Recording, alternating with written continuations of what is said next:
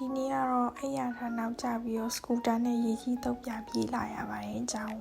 ပြီးရင်တော့ဆိုတော့ဒီနေ့ practical တန်းတွဲလုပ်ထားတဲ့ assignment တွေကို recap ပြန်လုပ်ပြီးတော့ဒီနေ့ practical မှာဘာတွေလုပ်ရမယ်ဆိုတာကိုဆရာမရှင်းပြပါတယ်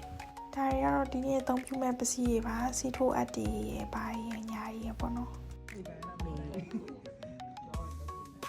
relax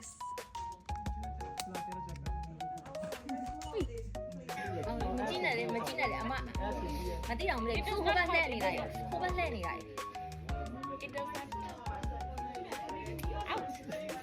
ဂျားထဲမှာ break time ခဏယူပြီးသွားရင်တော့ practical ကျန်တဲ့ဒုတိယပိုင်းကိုဆက်လုပ်ရပါတယ်ဒုတိယပိုင်းမှာတော့စုကိုစစ်ထိုးအသုံးပြုပုံတွေပြောပြပြီးတော့တယောက်နဲ့တယောက်အစမ်းထိုးခိုင်းပါတယ်ဒီ app ကတော့စု vaccine ထိုးတိုင်းသုံးတဲ့ app ဆိုတော့အလောက်ကြီးတော့မကြောက်ပါဘူးစုက vaccine တွေပါထိုးရလောက်ကတော့ဘာမှမဖြစ်ပေမဲ့အရင် IV သွင်းခံရတော့ရဲ့ blood test အတွက် blood sample ယူတော့ဆိုရင် panic shot နှစ်ခါဖြစ်ဖူးပါတယ်အဲ့တော့ nurse တယောက်လုပ်မယ်ဆိုပြီးတော့စစ်ထိုးရကြောက်တာလားသွေးမြင်ကြောက်တာလားဆိုတော့လုံးဝမဟုတ်ပါဘူးစုကအခြားသူရဲ့သွေးကိုဘလောက်ပမာဏပဲမြင်ရပါစေလုံးဝဘာမှမဖြစ်ပါဘူးကိုယ်သွေးကိုပြန်မြင်ရတာလို့ကိုယ့်ရဲ့နာကျင်မှု limit ထက်ကျော်သွားတာလို့ဆိုလို့ရှိရင်တော့အဲ့လိုမျိုးခံစားရပါတယ်ဆေးထိုးမှမဟုတ်ပါဘူးဓာတ်ရှာတာလို့တခြားအနာတရားဖြစ်တာလို့အားစားပါ